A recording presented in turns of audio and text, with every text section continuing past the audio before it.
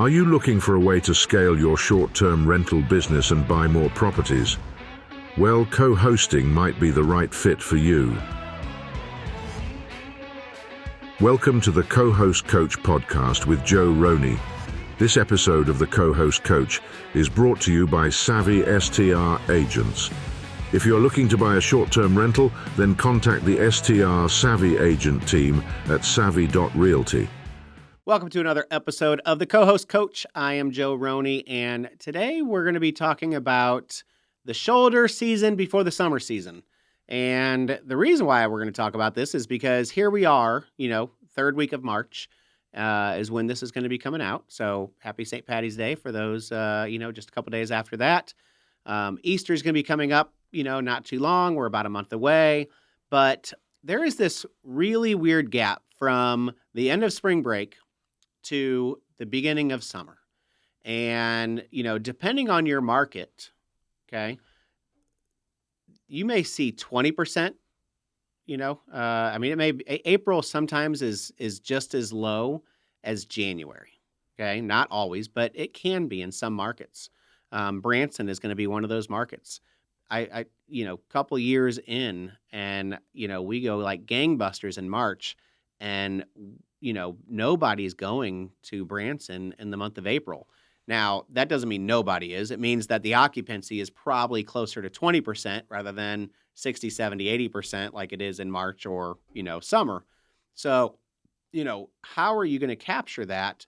And the number one mistake that I see co-hosts make is they want to stay priced competitively in their shoulder seasons, but you really, believe it or not, are going to need to drop your rates even more. And, if you really want to fill up. Now, this obviously is property dependent, but, if you think about it, most of the people, you got this 4 to 5 weeks of spring break from March through about that first week of April, and you're going to fill up, you're going to book out really good. You're in the middle of it right now. You are already doing this. No big deal, right?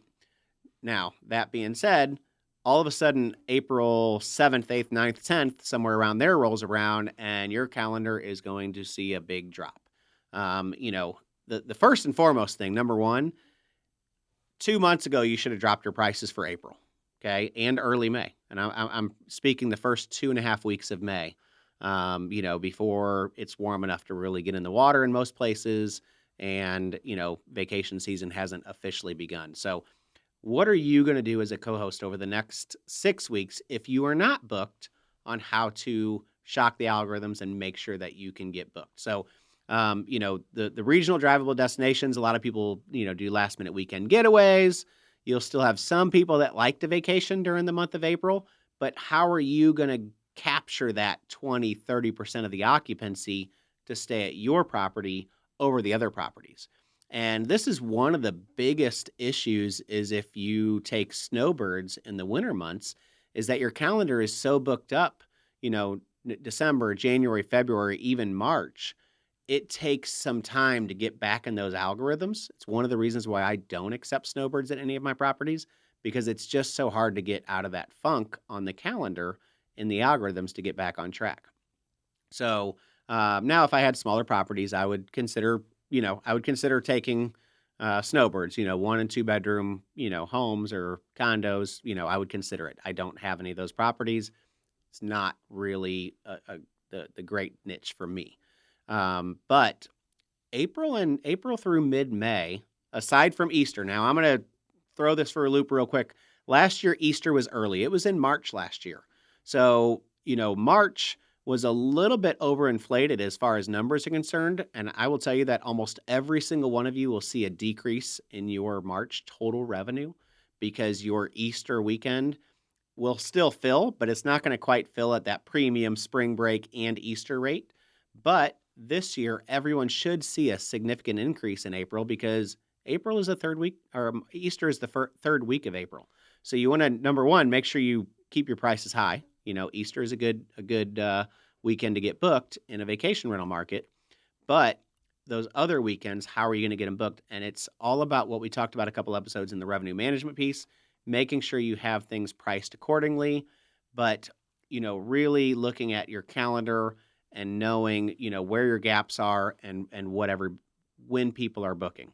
So April should have been booked back in February. And I can say that I have a lot of my April booked, but I don't have all of it booked. I'm not 100% full. So for those days or those weeks that I'm not in those houses, we are really aggressive right now on helping try to get those booked, because you can make a big impact between now and mid-May on revenue, on last-minute bookings, and making sure you have some of those rule sets in place for those last-minute bookings. So, I just want everyone to, really think about your shoulder season right now. And then we're going to fast forward and we're going to talk about the next shoulder season, which starts now, but the booking starts now, but we're talking August 10th through the end of September is another major shoulder season. A lot of people like to say, oh, August is part of summer. It always books out. Well, I can tell you that a lot of states have back to school by the first week of August, if not the second. So once you get to August week 3, it is a hard crash. It is not, even though it's beautiful at the beach, I'll be honest, it's my favorite time to be at the beach, that third or fourth week of August before you get to Labor Day weekend. Nobody is there. You can walk right into every restaurant and be at the beach and pretty much have it by yourself. However, how are you going to rent your houses? You have got to start that pricing today. You got to have your revenue management piece today on what those dates look like. In my properties, I may be $1,500 a night that first week of August and $500 a night 2 weeks later. We're talking a dramatic difference in pricing. If I keep it at $1,500 a night in that third week of August, I am never going to get it booked. It is going to stay empty, and we're not going to make any money. Filling those gap nights, that shoulder season, which is really what we're getting ready to go into now. We're third week of March. We're only 2 weeks away from the first shoulder season of the year, kind of the in-between that we talked about. And then that second shoulder season is when you want to have it priced right now. Don't have, a lot of people like to say, I like to have a far out pricing of 20% premium. And that's fine for the summer months. If you want to do that, back before December and have a 20% premium for, March and, the end of May, June and July, I'm all for it. We do that in some of our properties. You don't want that same far out premium in August because you're not going to get booked. You don't want to see that huge far out premium when you're that far out. You actually want to be, I like the old adage of, I want to be the first person to book the shoulder season and the last person to book the peak season.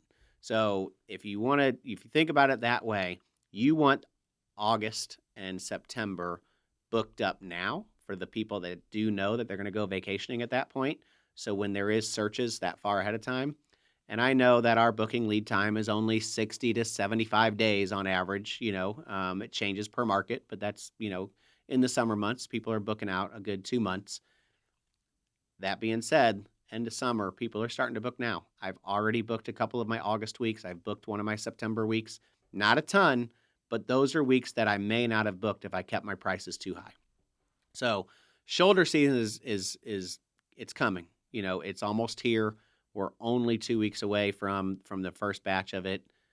Make sure that you are aggressive in your strategies to get your shoulder season booked. Facebook ads, buy-sell trade groups. These are things that we use daily and weekly to be able to help get ours booked out for our owners. Email marketing, make sure you're sending out those emails. Now is the time. The booking season for summer officially began this past week. Luke Carl, love him. He just had a podcast last month. He talked about, B-Day, booking day. Booking day for the summer is really about March 15th. Bill Faith will tell you that summer booking season starts Christmas, and it does. There are people booking in the summer around Christmas. And there are people today on, March 19th, I think it is, when this is out, that have their entire summer booked. I can tell you I am less than 50% occupied. And I'm recording this a couple weeks before this, but I'm still at least 50% occupied, if not more. I'm probably, 30% occupied for most of my summer, but I'm keeping my pricing high on those peak times I'm trying to fill in those shoulder nights.